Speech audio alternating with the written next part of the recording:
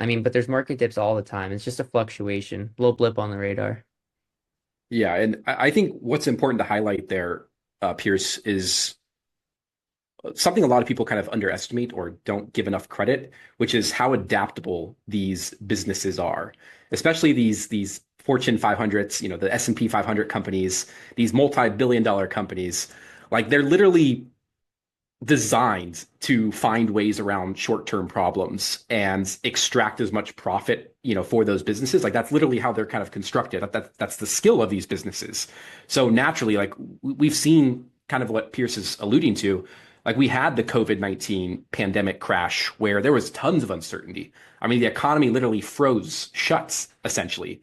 And these businesses still found ways to maneuver throughout all of that chaos and still come out the other side even stronger. So it's not like we're sitting here saying like, oh, the current situation that's going on is nothing to worry about. Like there's real uncertainty with the economic dynamics that are changing. It's not to discredit that. It's more to stay focused on what matters, which is, we invested in businesses.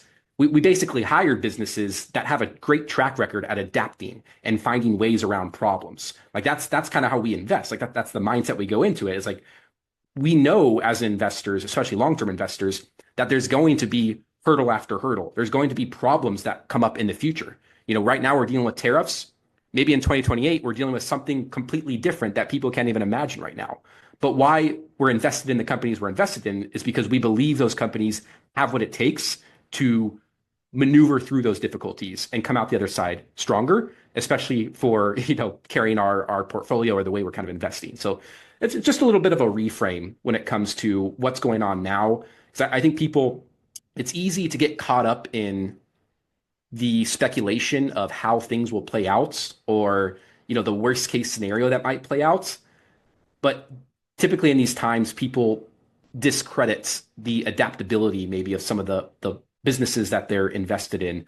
That's not to say short term things won't still continue to be won't still be choppy. Like that's very real. Like the market could continue to be choppy and decline over the next 6 months.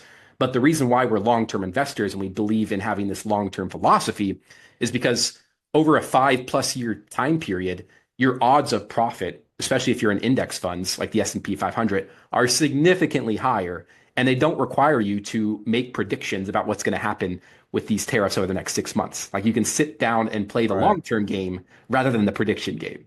Exactly, man. Josh, and to your point, like days like this is so much easier to just throw in the towel, especially if you're new to the game, right? Like you see these things happening. The whole year has been, for the most part, not super attractive or fun as an investor, right? And so, and what Josh just said is really important too, in terms of like it's easy for people to start discrediting or losing faith in the economy, in the business environment, right? Because there's a lot of pain points for everybody currently, right? And so it's easy for those negative thoughts to creep into your mind frame. And then next thing you know, right, you start going down the wrong hill and end up missing an opportunity. But I'm a big believer in also learning from the past. And this is a nice thing that many of you might be familiar with, especially if you started investing in the last like 3 to 5 years, right?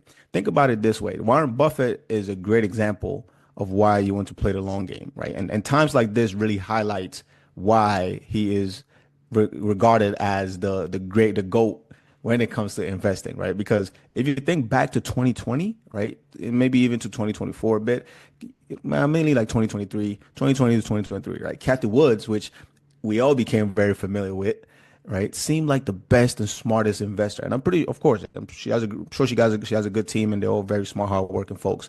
But in that same time frame, many people kind of laughed at Buffett, right? Or even like assumed like his long-term strategy is outdated. The world has changed, right? AI is here and like everything is just completely different. But fast forward to today, right? Buffett's company and insane. They are killing it this year.